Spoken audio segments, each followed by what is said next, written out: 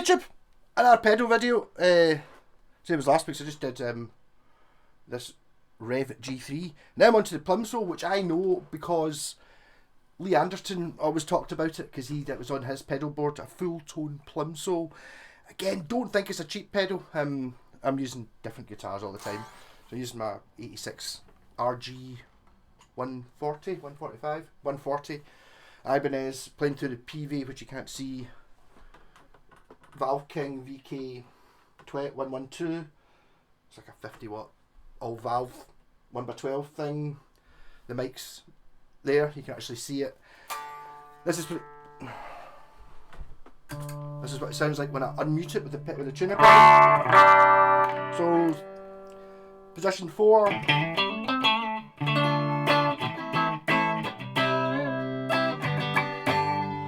Humbucker.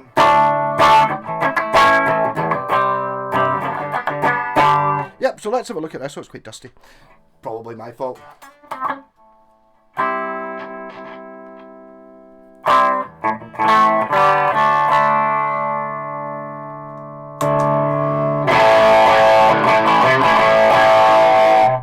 Level, sustain, high cut. Okay. So it doesn't have volume and gain, it's got level. It's also got a wee dial there called Stage 2, which might be another gain stage to make it a bit more metally, perhaps. Don't know yet. On the humbucker.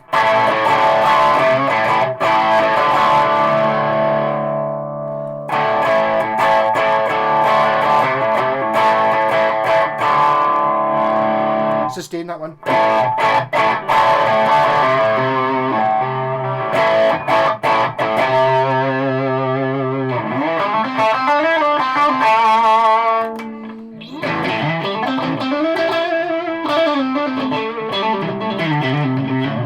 Really fattens up that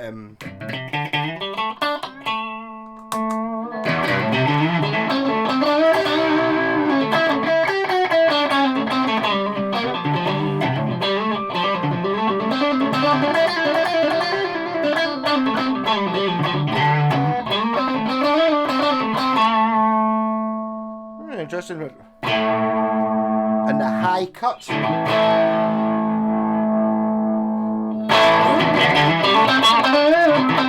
Okay, that makes it trebly, so this will make it bassy.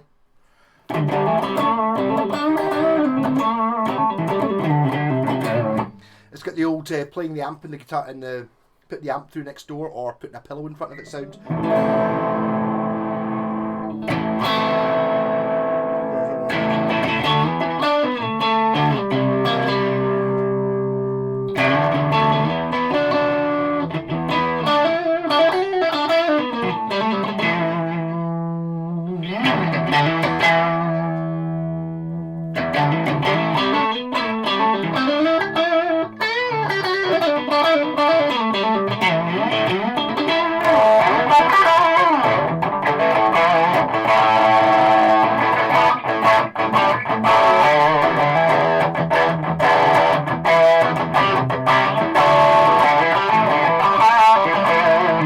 And this wee stage 1 dial, which was is at nothing just now, if I crank that up a bit.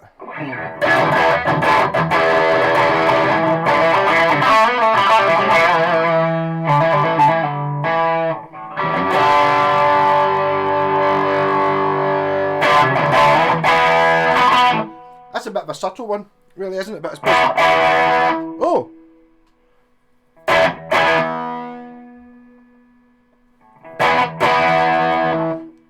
I've just invented a game.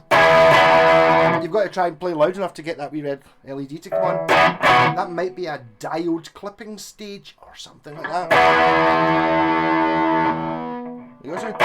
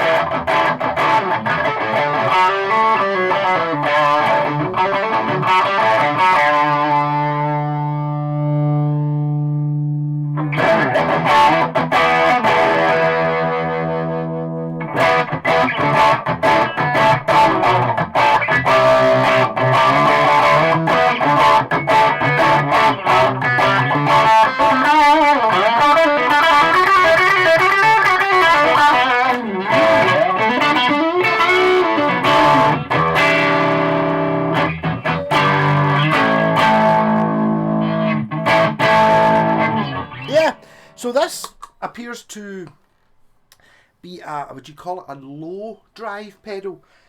I don't know if I would argue it doesn't really go distortion. Well, it's or is it distortion or overdrive? Is it overdrive rather than distortion?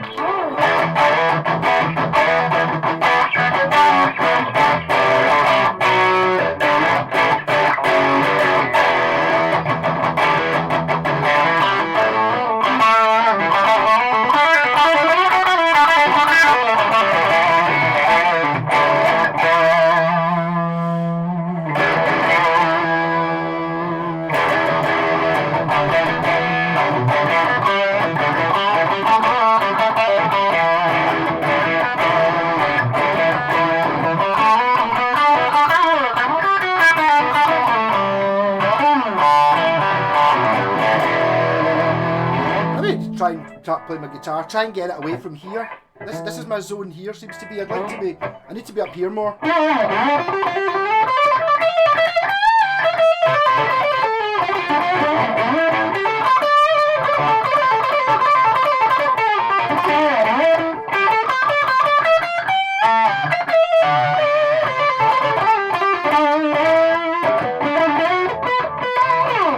Or down here.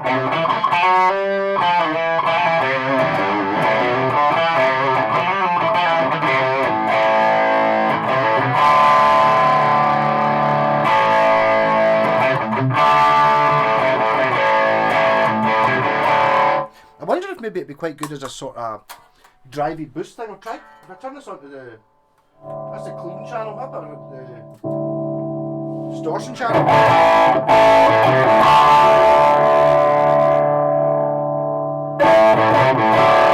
I have to say, actually, it's like, it kind of sounds like the way that drive channel happens to be set up. So, I'll go over the top of the drive channel with the Plimsoul. Yeah, okay. I mean, thinks that might be what it's for. Definitely got that.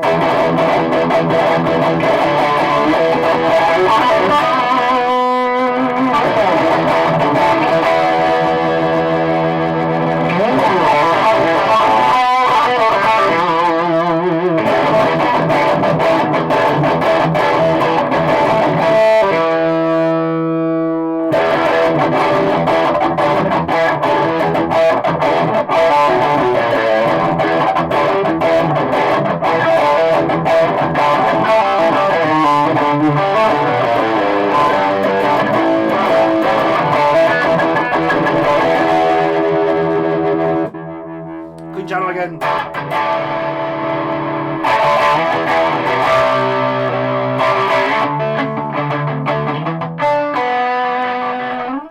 So it definitely does a thing. Again, like the Rev G3 thing, it sounds expensive. I don't know how much. It's going to be 100 and something quid, I would think. I think maybe again one of these. It's like the Rev. It seems to be like the sound of the guitar through very much, whereas I think it would make a big difference playing. Well, you can hear the difference there when I'm playing on the humbucker. You know, it's like and the single coil.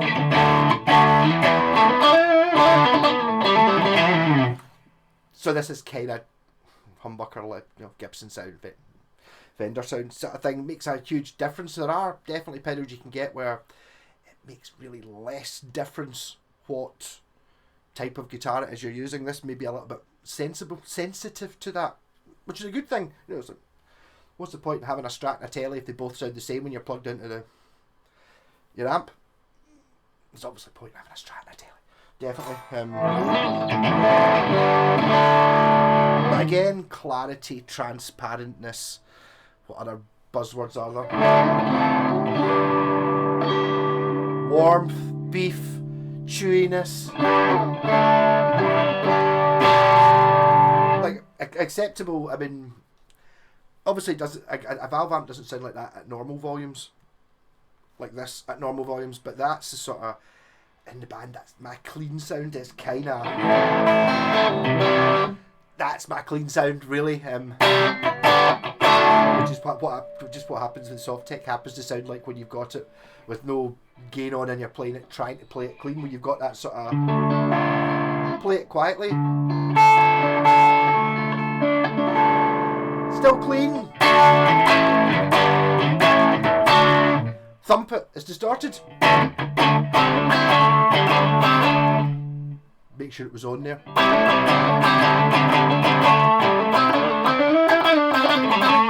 Again, with this extra thing, it changes something. I'm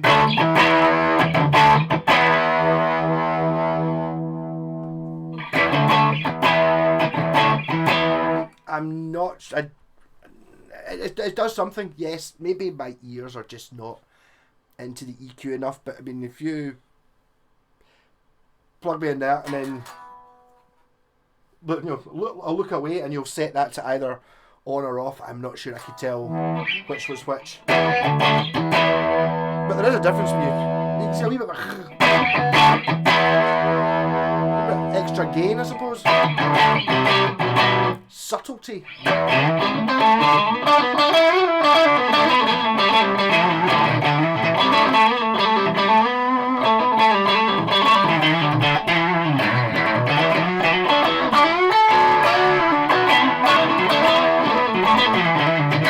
Actually, what I'm going to do is I'm going to try and set up my pedals again to do this, but have kind of that type of sound, you know, mild breakup. So I've got clean,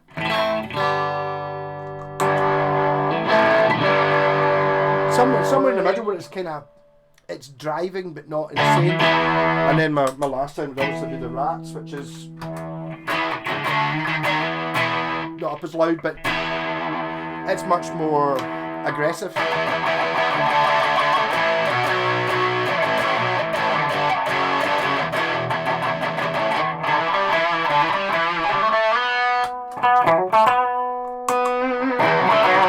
I need to stop setting these to just be louder, because, to be honest, everything sounds better louder, so you got to try and weigh it up though. But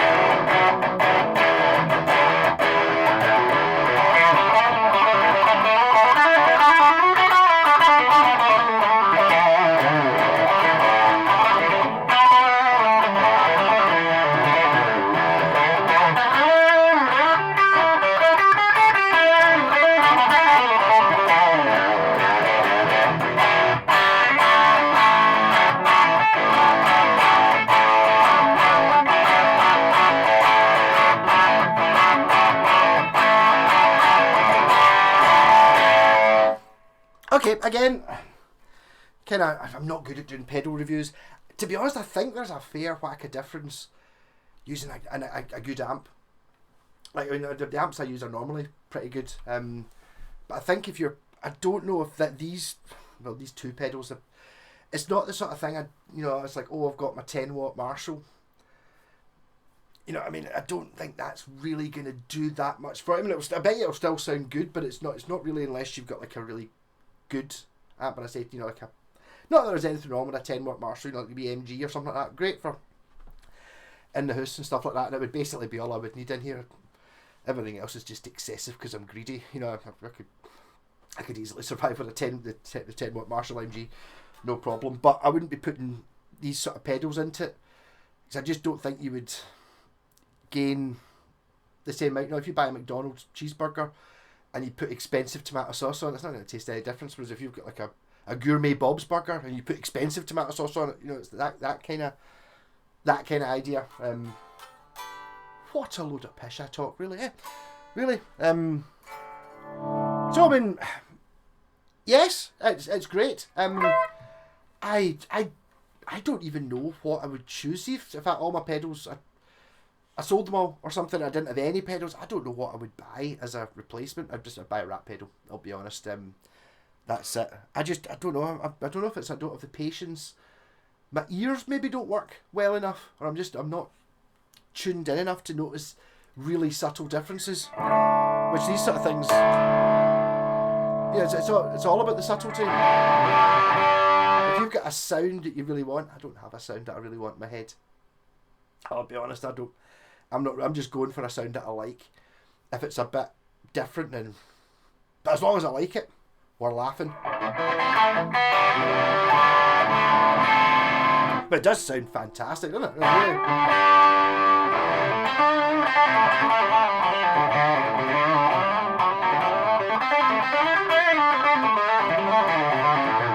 It's the idea of being able to get drive where you're. I think this help. I think, to be honest, the one next. I know I keep mentioning that. I should probably put it in the picture as well. I wouldn't have said they were in. This one's does more. It's got more distortion than this one. This is more of a. You're kind of trying to emulate. If you've got your amp at the perfect volume, when I say amp, I mean your 50 watt Marshall, your 20 watt Marshall. Your valve amp. There is a point you get to with the volume if you've got it all set just right, where you get that.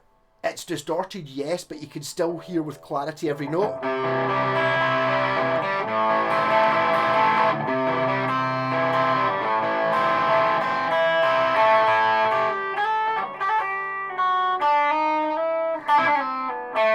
And every wrong note.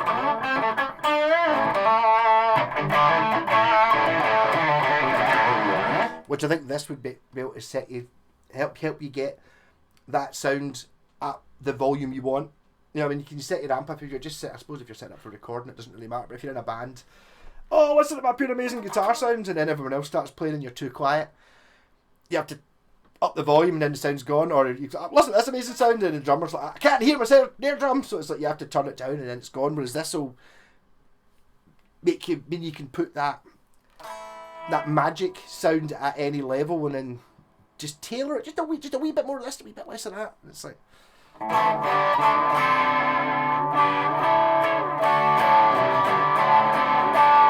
Or you could play. I did a gig on Friday night there, just playing with the wee orange TH30 amp, and I basically just turned it on until it was too loud, and then just used that sound. Just deal with it. You're in a different room. It doesn't sound like the same in the studio or in here anyway. So it's like I think with cleverness and probably, to be honest, just more time spent actually EQing stuff, I would probably be, this sort of thing would be able to get. Oh, it's like, this is the sound I've got in this room.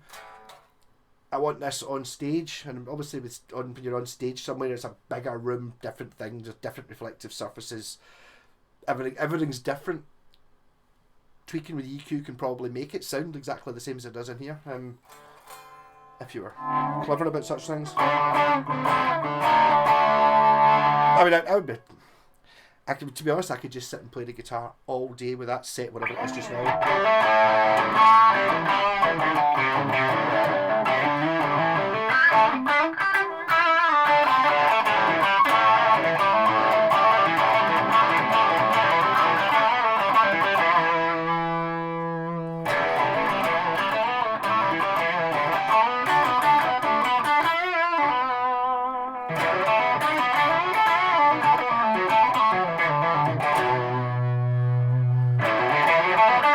I don't even know where I would want to set the one knob that I'm adjusting, the filter.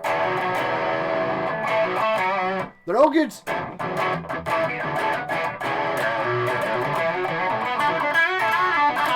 Yep, so this might be Monday, because the last Monday I was too hungover after my live stream to actually do a video, so it's actually Thursday just now, but it might be Monday. I get two excellent pedals. I don't feel qualified to judge them, other than to say yes, they're both brilliant. For the price, I don't know. Maybe it's one of those. Again, if you're playing a £5,000 guitar into a £5,000 amp, you want an expensive pedal. You're not going to use one of your wee Joyo ones or a Behringer one, because I totally understand that. And equally, I think if you're playing a £100 Squire into, I don't know, what's the point? Even like a wee Blackstar ID Core or something like that, which are awesome amps, I don't think you really want a £200 distortion pedal to go into it. You can, maybe that will be your magic sound.